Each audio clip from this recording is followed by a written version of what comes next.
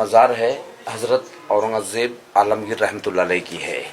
ये इनकी वसीयत थी कि मेरी मज़ार कच्ची रखना, मिट्टी की कब्र बनाना, उसके ऊपर जो पौधा है झाड़ सब्ज़े का लगाने का, यानी इसके अंदर जो काला बीज होता है इसको शरबत में फालूदे में डाल के पीते, ठंडा होता है। और ये इनकी ख्वाहिश थी कि मेरी मज़ार के ऊपर कोई गुम्बज नहीं बनाना, खुला रखना, सफ़ेद सादा प्लेन वाइट ऑर्डिनरी चादर डालना, जैसा कि मामूली गरीबों का कब्र होता है वैसे मेरी कब्र बनाना, कोई अमीरों को तरह रंगीन जरी या मखमल का कोई गुलाब भी इसके ऊपर नहीं चढ़ाने का। अब ये जो मार्बल का जाली वगैरह दिखाई दे रहा है, इसके पहले यहाँ पर इसी किस्म की ओरिजिनल लकड़ी की जाली थी, मिट्टी का फर्श था, लेकिन ये सब बाद में Lord Curzon viceroy of India के बहुत ही रिक्वेस्ट करने पर हैदराबाद के जो 7वें निजाम थे तो उन्होंने ये 1921 यानी 1921 में ये मार्बल का जाली और ये फर्श संगमरमर का बना दिए। अब ये जो पौधा बड़ा होता है इसको निकाल के छोटा पौधा लगाते हैं, पानी इसके अंदर हमेशा डालना पड़ता है और गलाफ वगैरह भी इसका हमेशा बदलते रहते हैं। इनकी आखिरी ख्वाहिश ये थी कि मेरी मज़ार जो है सिर्फ 14 रुपया 12 आने में बनाई जाए, क्योंकि उस जमाने के अंदर ये पूरे हिंदुस्तान के शहंशाह रहने के बाद ये अपने हाथ से टोपियां सीते थे,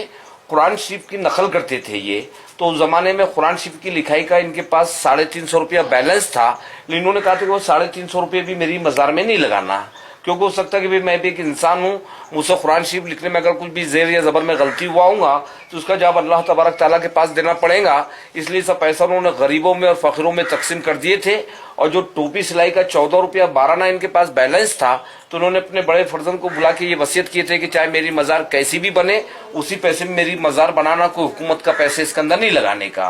औरंगज़ेब रहमतुल्लाह अलैह का जन्म जो हुआ था तो ये 1616 में पैदा हुए थे गुजरात यानी दाहोद में, और इनका इंतकाल 1707 में अहमदनगर के अंदर हुआ। तो ये हिसाब से इनकी टोटल उम्र 91 बरस की हुई। 50 साल इन्होंने पूरे हिंदुस्तान पे हुकूमत की है। लेकिन इनको अहमदनगर से यहाँ पर लाने की खास वजह ये थी कि बाजू में जो बुजुर्ग है उनका नाम है हजरत ख्वाजा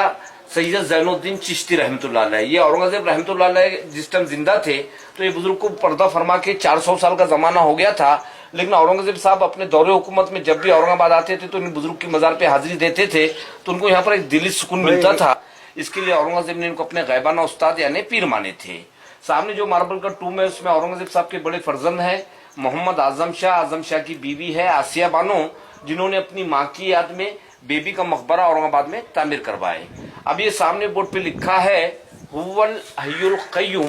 अरबी लफ्ज है, इसका मीनिंग ये होता है कि रहने वाली जात सिर्फ अल्लाह पाक की है, उसके सिवाय कोई भी जिंदा नहीं रहेगा, सबको एक दिन फना होना है। उसके नीचे औरंगज़ेब रहमतुल्लाह अलैह का असली नाम है अबुल मुज़फ़्फ़र मोहियुद्दीन मोहम्मद, लेकिन जब ये तख्त पे बैठे तो उनको खिताबत दिए गए थे औरंगज़ेब बहादुर आलमगीर बादशाह।